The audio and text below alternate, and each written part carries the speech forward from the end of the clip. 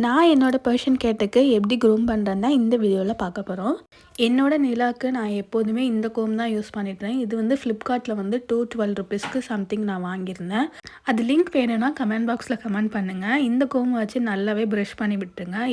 எல்லா முடியுமே இதிலே வந்துடும். நீங்கள் ப்ரெஸ் பண்ணாலே முடி எல்லாமே மேலே வந்துடும். நீங்கள் ஈஸியாக அதை ரிமூவ் பண்ணி போட்டுடலாம். அண்ட் இந்த கோம் வந்து நான் எதுக்காக வாங்கினேன்னா, அவளுக்கு ஃப்ளைஸ் மாதிரி இந்த பிளாக் கலரில் ஃப்ளைஸ் மாதிரி இருக்கும்னு சொல்லுவாங்கள்ல, மவுத் கிட்டலாம் இருந்தது. நான் அது ஃபோட்டோ இருந்ததுன்னா நான் சைடில் அட்டாச் பண்ணுறேன். உங்கள் கேட்டுக்கும் இருந்துச்சுன்னா லாஸ்ட்டில் ஒரு டிப்ஸ் சொல்கிறேன். அந்த டிப்ஸை மட்டும் நீங்கள் யூஸ் பண்ணுங்கள். கண்டிப்பாக ரிமூவ் ஆகிடும். First blue colour comb use பண்ணுவேன். அதுக்கப்புறம் க்ரீன் கலர் கோம் யூஸ் பண்ணுவேன். டெய்லி அவளுக்கு நான் வந்து கோம் பண்ணுறதுனால அவ்வளோ முடியெல்லாம் இருக்காது. நம்ம ஒரு 3 டேஸ் 2 டேஸ் கண்டினியூஸாக பண்ணாமல் இருந்துட்டோம்னா ரொம்பவே முடி இருக்கும்.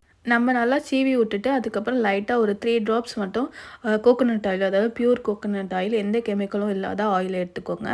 அவளுக்கு இந்த ஆயில் ப்ராசஸ் பிடிக்காது. நம்ம மேலே ஃபுல்லாகவே தடவிட்டு கழுத்துலையும் தடவி விட்டுருங்க.